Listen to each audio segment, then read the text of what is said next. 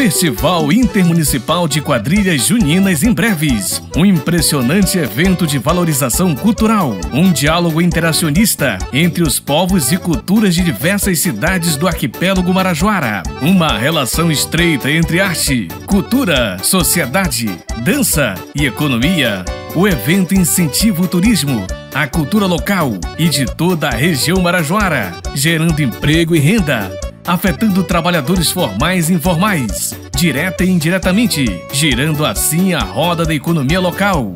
O incentivo sociocultural é retirar jovens de situação de risco através da expressão artística. Um evento que une tantas pessoas e alcançou tamanha envergadura que agora será dividido em 2 noites de festa. Diversas quadrilhas juninas de todo o arquipélago do Marajó estarão participando. Terceiro Festival Intermunicipal de Quadrilhas Juninas em Breves. A maior festa junina da Ilha do Marajó.